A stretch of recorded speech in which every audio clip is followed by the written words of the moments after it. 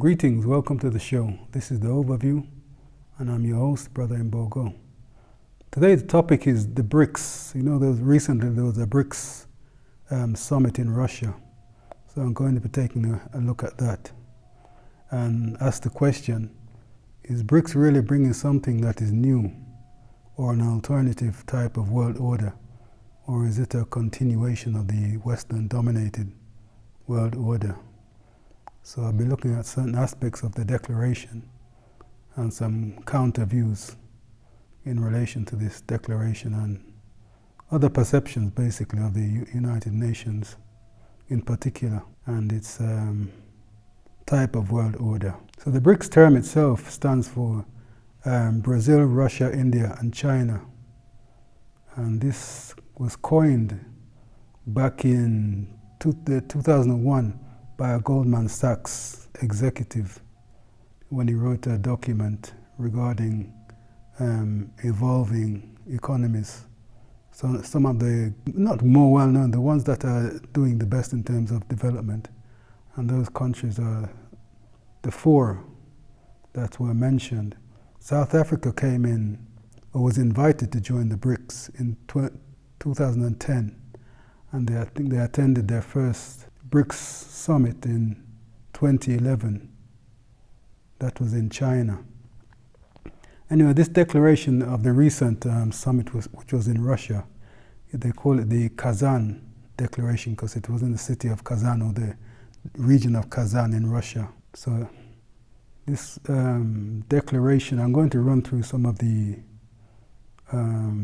declaration points so that we can take a look and see some of the perceptions that the BRICS have towards the global order and certain aspects of the global order. So this is one of the sections of the declaration. We affirm our commitment to the ensuring, promotion and protection of democracy, human rights and fundamental freedoms for all, with the aim to build a brighter shared future for the international community based on mutual beneficial cooperation. That sounds fair enough so far, although I have reservations about this term democracy and how the West in particular perceives that concept. And further along, we welcome the decision to create a 25th chair at the IMF Executive Board. I'll be touching on the IMF further on, to enhance the voice and representation of sub-Saharan Africa.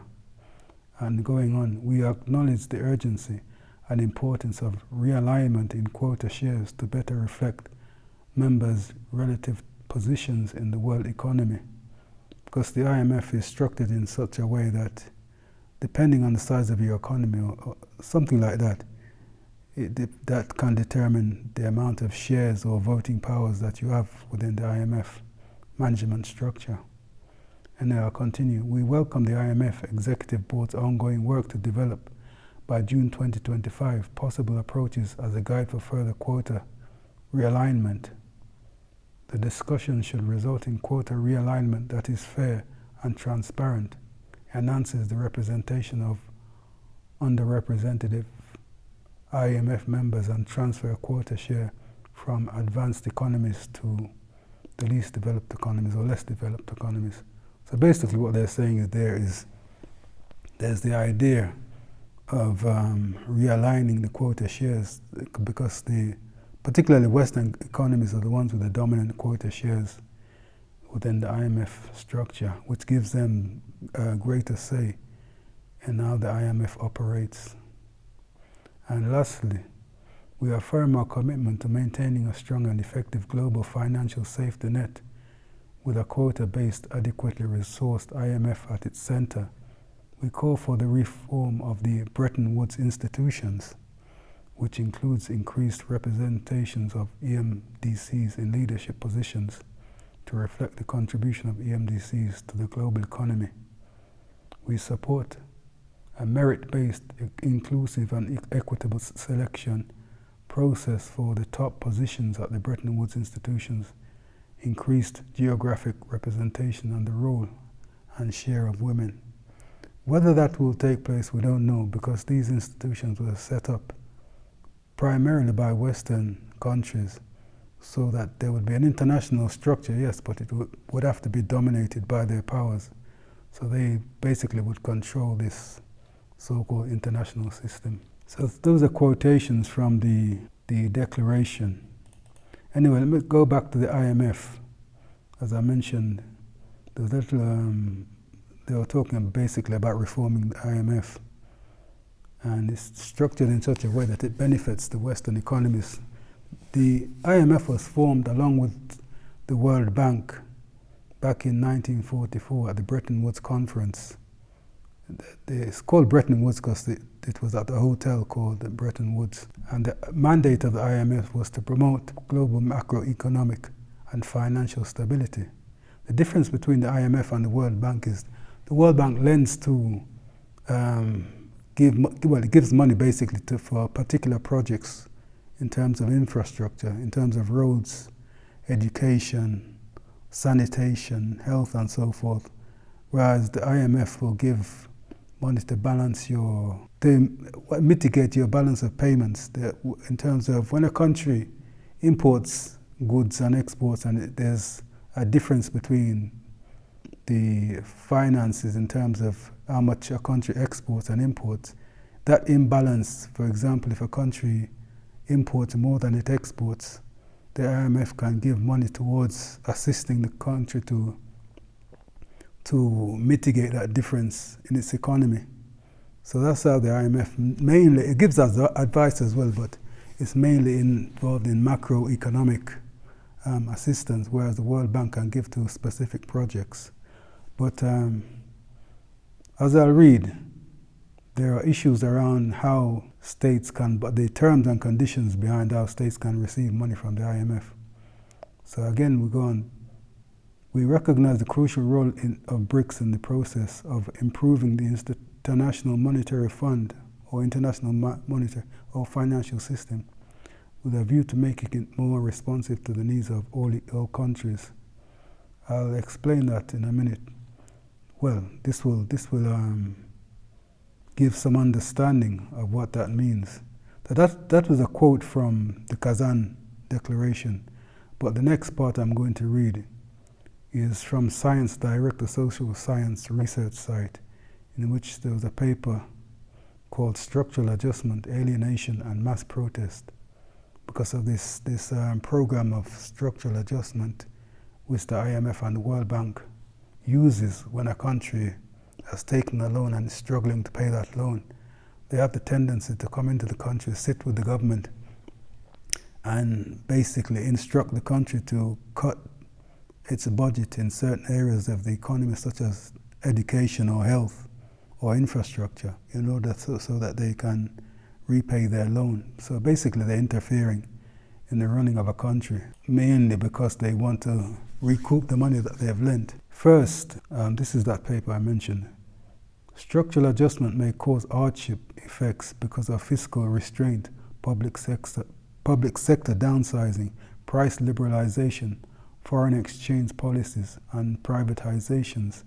These policies have detrimental socio-economic consequences that provoke affected groups to mobilize. So countries basically are protesting about the fact that when the IMF comes in to discuss the loans that they have given, they are basically directing countries to cut their budget in certain areas, which can affect, for example, if they cut money from the health sector, it will affect the running of the health sector in the country, or the education sector, which means there will be a problem with schools and supplies for education and so forth. Let me continue. Further along they say, through the practice of conditionality, mandating reforms in exchange for loans, the IMF is in a uniquely powerful position to influence the policy choices of borrowing governments. In exerting this authority, the IMF has historically favored market liberalizing policy reforms. Also, they can basically tell a country to sell off the state assets. If the state owns libraries, post offices, and such institutions, the IMF will come in and tell them to sell off those assets in order to recoup the money for their loan. So there's a direct influence or interference in the running of a country when you receive a loan from the IMF. This is in opposition to, or contrast I should say, to China, which will give loans for projects without any conditions. As long as you can make efforts to repay the loan, China will give that loan. And if you struggle to pay the loan, they'll come back and restructure the loan without the need for stripping people's assets to, or conditionalities in terms of how you repay that loan. Anyway, that's the IMF. I'm looking at several sectors. That was the IMF and World Bank lending, mainly IMF. Also, what they talked about or mentioned in the declaration is the Sustainable Development Goals of the United Nations, of which there are 17 SDGs, as they call them. So I'm going to look at least 4 of them, but I'll first take a look at the Brics statement on SDGs.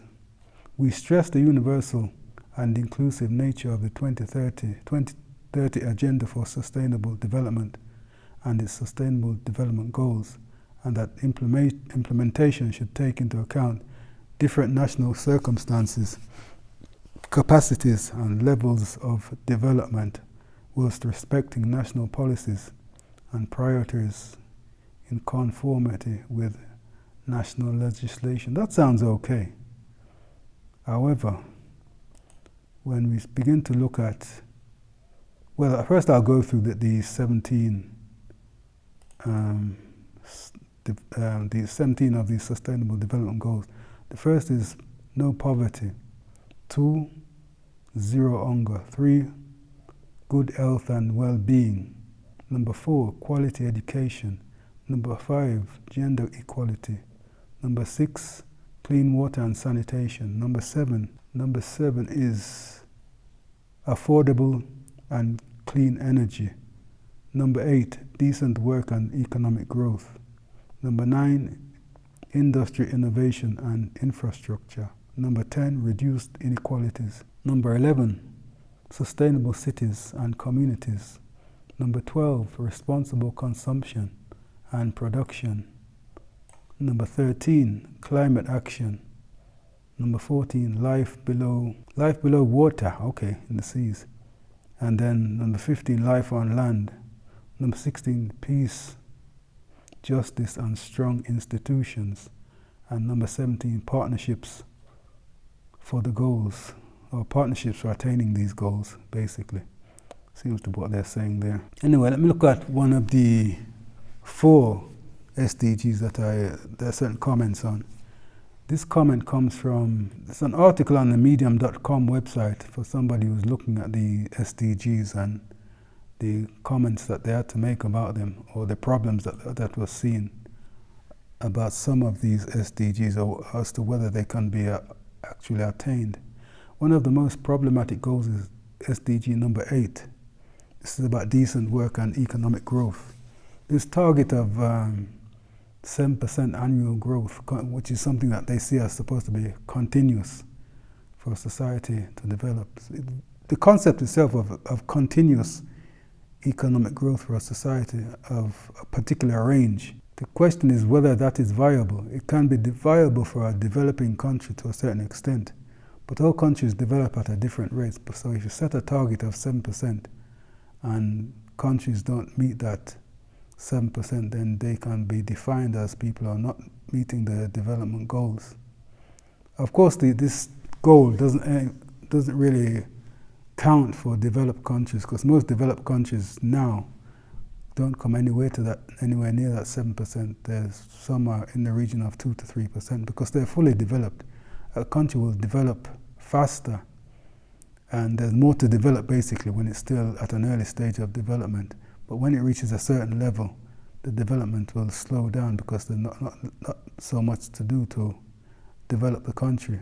So developing countries, yes, you can target a 7%, but all countries develop at a different rate. But also this idea of a country constantly developing economically is also in question. So this is from, I think this is a scholar, Kenneth Boulding, on economic development.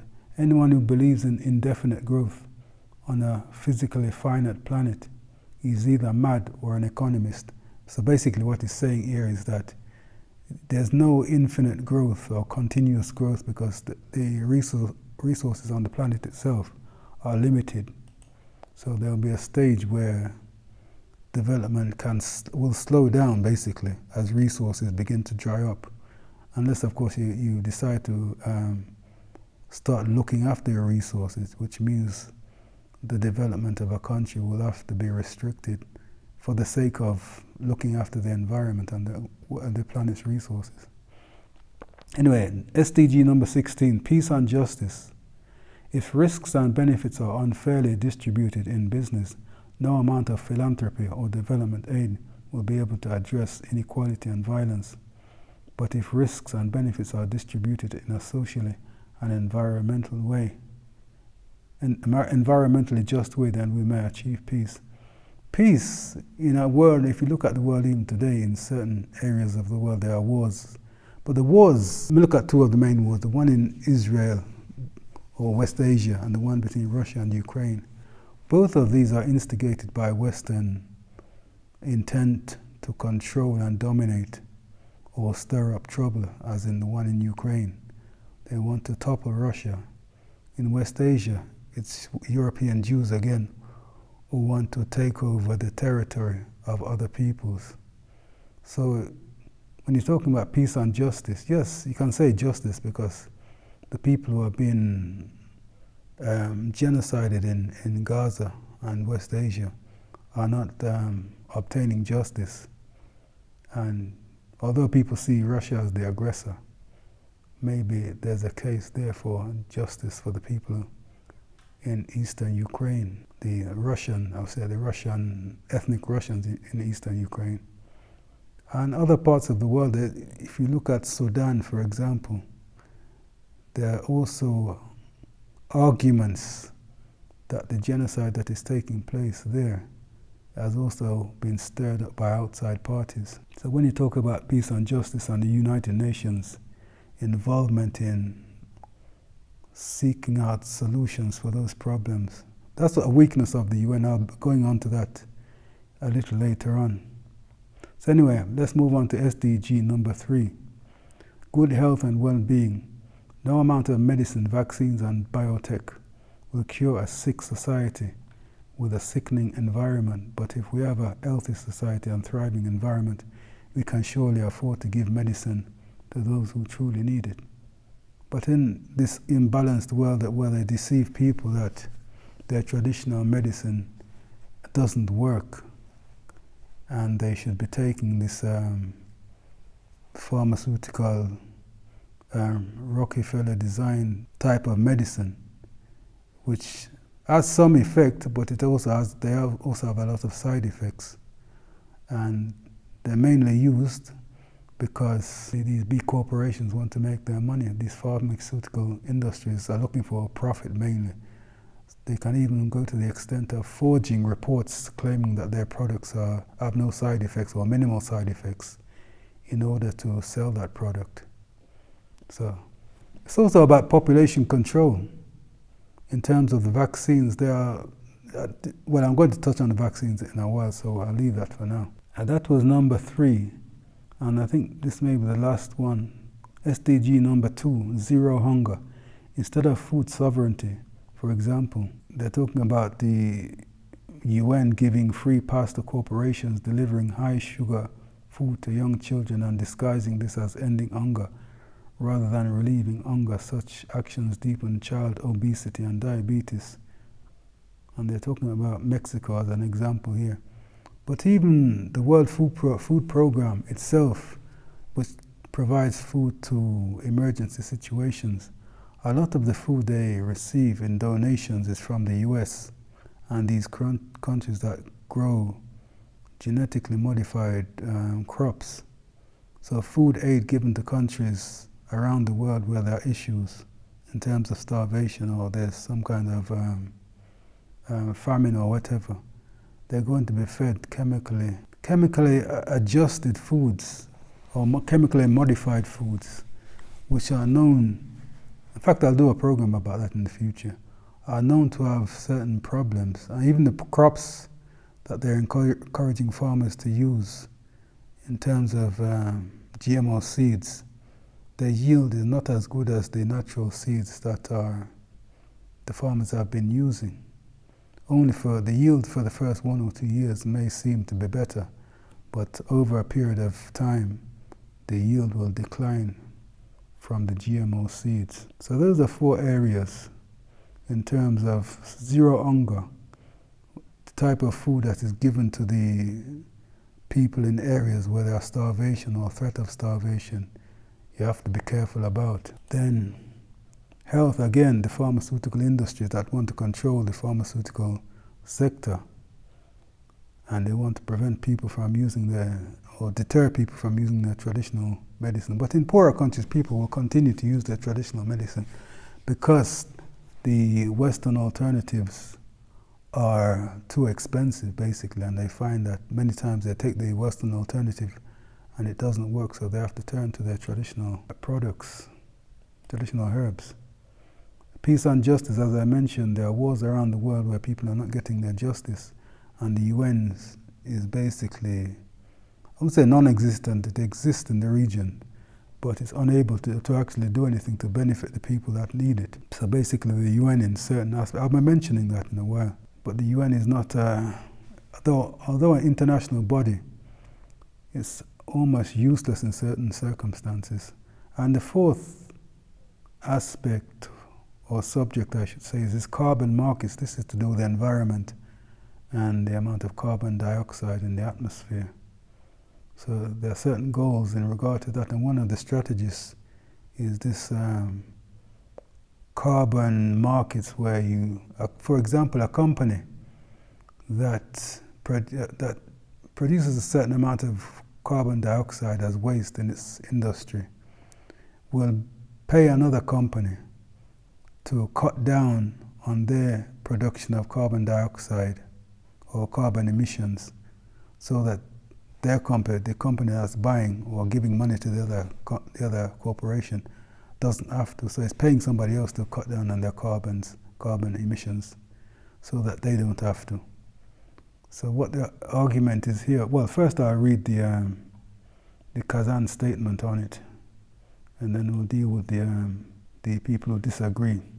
We recognize the important role of carbon markets as one of the drivers of climate action, and encourage enhancing cooperation and sharing experiences in this field. We oppose unilateral measures introduced under the pretext of climate and environmental concerns, and reiterate our commitment to enhancing coordination on these issues. So we welcome the adoption of the MOU on Brics carbon markets partnerships as a platform dedicated to sharing knowledge, experiences, and case studies of developing carbon markets, and discussing the potential intra-Brics cooperation on carbon markets to exchange views on a potential cooperation under the Article 6 of the Paris Agreement among Brics countries. But what environmentalists are saying, that there are issues around this idea of carbon markets, as basically there's some level of cheating going on. Anyway, this is a document. This is a document from carboncredits.com. They're looking at carbon markets, the problems, causes, and potential solutions. So the first comment from that paper, or excerpt from that paper: the environmentalists or climate activists, or whatever they are called, argue that a market-based approach is designed to fail. That's because it allows businesses to strike out carbon from their balance sheets by buying offset credits without actually cutting their own emissions, as I was saying. The critics thus think that companies were able to prevent public and political pressure to change their business as usual operations as such. Their decarbonization, well, it says slow this down, but it actually didn't take place because they're paying other people to cut their carbons instead of themselves. So anyway, let me continue. For another paper called Technology Review, the Growing Signs of Trouble for Global Carbon Markets. So what they're saying here is, Corporations are backing away from one of their favorite climate remedies as greenwashing concerns mount. The firm concludes that companies are backing away from credits that merely claim to prevent emissions, as when landowners agree not to cut down, so they make an agreement with a landowner not to cut down forests, and they probably pay them money not to cut down the forest, but the landowner will still go ahead and cut down the forest. So in that sense, because the trees need to be kept good, because trees absorb carbon dioxide out of the atmosphere. So either you plant more trees, or you maintain the trees that are already there. So if you pay somebody to maintain their trees in their forest or wherever it is, and in the end they don't, you pay them because you don't want to cut your emissions yourself. So you pay them to maintain the trees to absorb this carbon dioxide, but if they don't, then there's no point you paying them, or the contract basically is null. The problem, as companies and critics have become increasingly aware, is that often it's impossible to prove they intended to break out any chain source. So even though this is argued that even though a company may pay them not to cut down their trees, they were not intending to cut their trees in the first place. They take the money, and basically it was unnecessary to pay them because they were not going to. And in other cases, they do cut down even though they claim they're not going to, and they've taken the money. The promise of offsets is that companies or individuals can balance out their greenhouse gas pollution by paying other parties to prevent emissions or remove carbon dioxide from the air. For example, landowners might plant a bunch of trees or agree not to cut them down, offsetting pollution generated elsewhere. At least that's the idea, but it's not necessarily the actual result or reality that takes place. But they continue. A report in the New Yorker also said that millions of carbon offsets generated by Kariba, a giant project that earned nearly $100 million for purportedly preventing deforestation in Zimbabwe, didn't actually prevent deforestation and preserve the carbon in the tree source. Basically what they're saying is this project in Zimbabwe did cut down the trees, even though they are given $100 million was spent as part of a project to prevent them from cutting down the trees. So that's look at carbon markets. The idea that companies can not perform their duties of reducing emissions, even though this whole concept of environmental change and carbon dioxide in the atmosphere is a bit dubious. There are those who argue that it's all a hoax. One day I may take a look at that. But then there are scientists who said there's good evidence to show that it's true. But looking at the amount of damage that humans have done to the planet in recent years, in the last 100 years or so, there may be some truth to it. But also there are a lot more longer centuries or thousands of year cycles in which carbon dioxide in the atmosphere increases and decreases. That's why some are arguing that it's a hoax, because carbon dioxide in the atmosphere periodically decreases and increases. So anyway, that's the carbon markets. The next aspect is AI, artificial intelligence, and the Brics perception of that. Let me take a look at the part of the declaration that deals with artificial intelligence. AI poses several challenges. Huge swathes of the workforce are likely to be exposed to AI, in the sense that AI can now address non-routine tasks, including tasks in high-skill jobs that until now had never been threatened by any kind of automation. The primary risk of AI to the workforce is in the general disruption it is likely to cause to workers, whether they find that their jobs are newly automated or that their job design has fundamentally changed. Yeah, there are claims that in the future a lot of jobs will disappear, but that one we shall wait and see. Anyway, that was from the declaration. What I'm going to look at now is this is from the White House, the US government, a document from the US government, called The Impact of Artificial Intelligence on the Future of the Workforces in the EU and the USA. So, with the projections that AI could potentially replace around 800 million jobs worldwide by 2030, it's no wonder the world is brimming with anticipation. The economic forecast is equally staggering, with AI's estimated economic impact reaching a colossal 15 trillion by 2030 again. Really, that one, I'm not sure whether that will take place. It continues.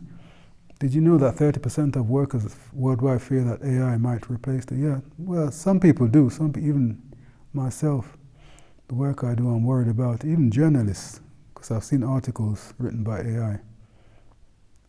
Or a staggering 74% of the workforce shares this concern. Okay, in India that is. 30% worldwide, but in India 74% of the workforces are worried about artificial intelligence taking over their jobs. But in reality, what they're saying is that in contrast to these colossal expectations, our current situation paints a more measured picture.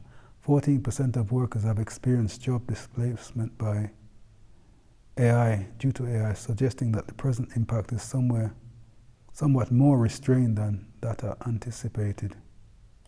That is so far. This is only 2024. However, the majority of businesses foresee computers replacing human tasks within 50 years. So even though it may not happen by 2030, by 2070 or so, things might be different. AI is a reality, yes. How much it will change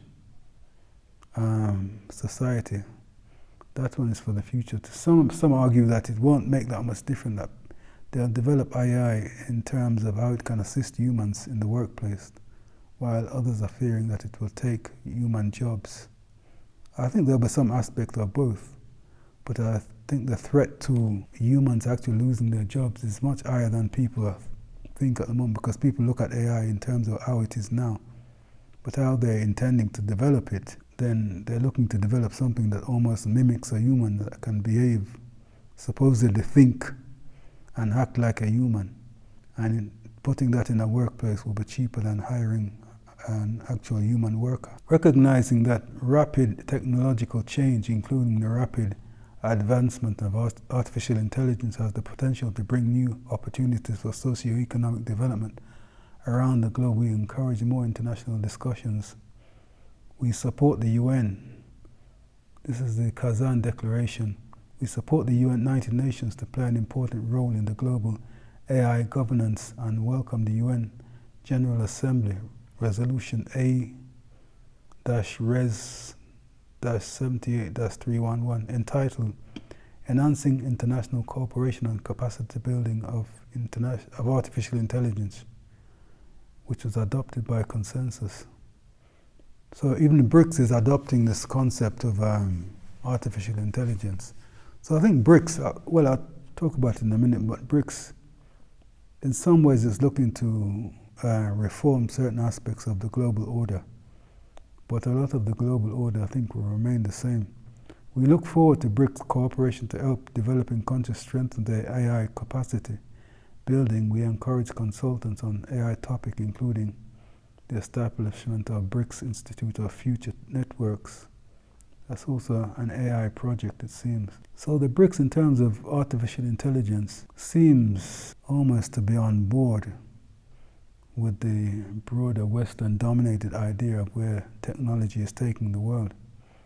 And number 6, this is the pandemic treaty that some may have heard about, that the World Health Organization is designing or wants to design or create some kind of pandemic treaty which would allow them to structure a way to handle future pandemics. The original treaty, some will claim would infringe on the sovereignty of countries. That's why at the World Health Assembly, I think it was in 2022, most African countries rejected the treaty as it was. They're still working on the treaty, amending it to suit everybody, but in 2022, most African countries rejected the treaty as it was in the early stages. So anyway, let me see if I can find the Kazan statement on pandemics. I think, and this is, I think, is the World Health Organization definition of pandemic. Yeah, it's from the World Health Organization. A pandemic is defined as an epidemic occurring worldwide or over a very wide area, crossing international boundaries and usually affecting a large number of people. The classical definition includes nothing about population immunity, virology, or disease severity. This is from an article on the World Health Organization website. So this is the Kazan statement about the pandemic treaty or pandemic prevention response system that they're talking about. We reiterate our support to the central coordinating role of the World Health Organization in the implementation of multilateral international efforts to protect public health from infectious diseases and epidemics, and commit to reform and strengthen the international pandemic prevention, preparedness and response system. It doesn't mention the treaty, but basically what they're talking about is this structure that the World Health Organization wants to develop to deal with future pandemics. And the final one is global governance. This one relates to the United Nations itself and global governance as a method used by the United Nations or used by the Western countries to organize the world in the way that which they want to run it or have it run. Anyway, here it is. We reiterate our commitment to improving global governance by promoting a more agile, effective, efficient and responsive and representative, legitimate, democratic and accountable international and multilateral system. We call for assuring greater and more meaningful participation of ENDCs and least developed countries, especially in Africa and Latin America and the Caribbean, in global decision-making processes and structures and making them better attuned to contemporary realities. That is the statement from the Brics conference in relation to global governance. But however, okay, I'm just going to give a comparison with the Johannesburg, Johannesburg Declaration. Well, this is the continuation of the Kazan. We note the emergence of new centers of power, policy, decision-making, and economic growth which can pave the way for a more equitable, just and democratic, balanced, multipolar world.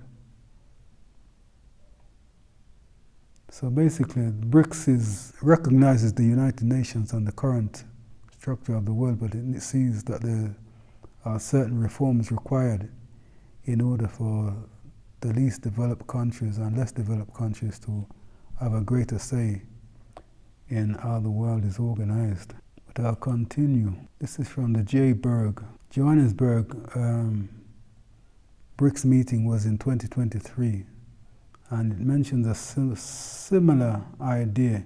We support a comprehensive reform of the UN, including the Security Council, with a view to making it more democratic, representative, effective and efficient to increase the representation of developing countries.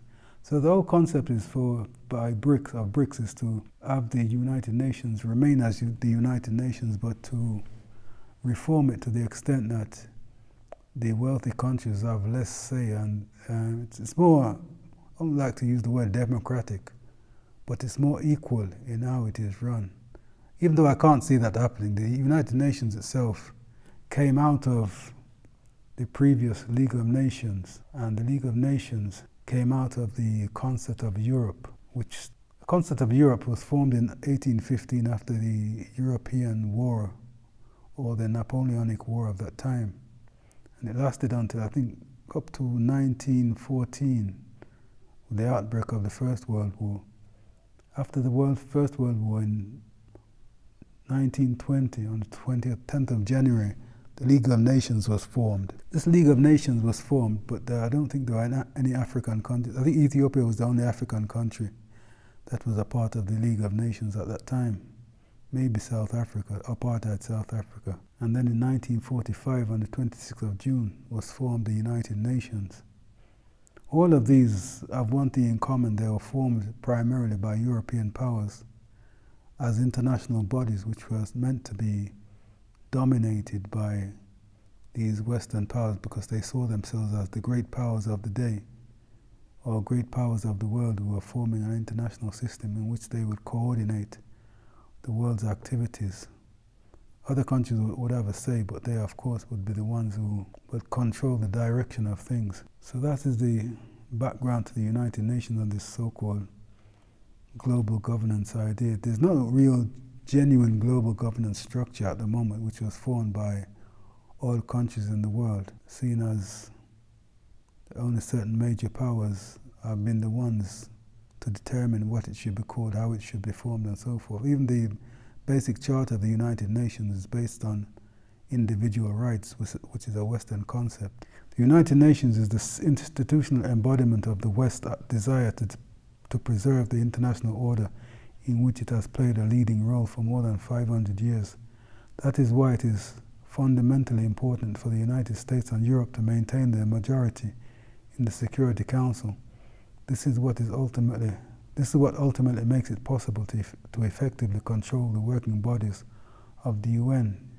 That is true because although the United Nations is there and the General Assembly can make a resolution, it's up to the Security Council to enforce that resolution. If it's something, a tragedy or genocide taking place somewhere in the world, the Security Council is the arm that has the capacity to enforce a resolution. And because certain major powers like America, Britain, and certain European countries have this veto power, anything that goes against their interests, any resolution that goes against their interests, they can veto it, as we have seen most recently in this West Asia region. And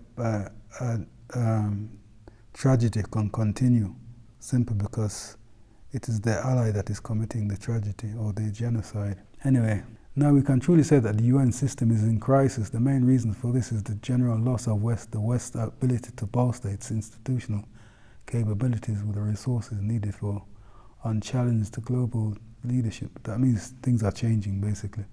More and more, the United States and Europe need to directly intimidate individual states in order to obtain their desired voting results in the Security Council. They're talking about changing the Security Council and giving certain African countries more say without veto powers, but there are protests, and people are saying that there's no point giving African countries a permanent seat on the Security Council if they don't have a veto power.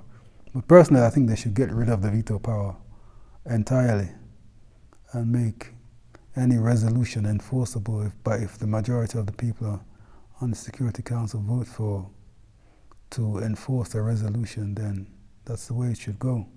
One party shouldn't be able to hold up a resolution because of their own interest. Russia especially and China are feeling increasingly confident, or actually rejecting the UN-centered common order as an instrument of Western dominance. And that is the last part. But the UN itself, as that last section has mentioned, is a Western-dominated order structure. So whether it will change, we don't know. We know that it seems that Brics wants to maintain the United Nations, but it wants to make changes or adjustments so it's more equitable, which is fair enough. But in terms of certain technologies like AI and this concept of carbon markets, some aspects of the global order which the West has concocted, it seems the Brics is in support of. So if we look at the way the Brics would structure the world, it's not a lot different from the way that the West is structuring it. Some of the technologies, as I said, or the technological direction which the world is going in, Brics is not really pushing against it. There are certain moralities that many Brics nations have, which counter the West. But in terms of the direction where the world would go, I don't think there's a lot of difference from Western nations. Anyway, that's the subject of the day.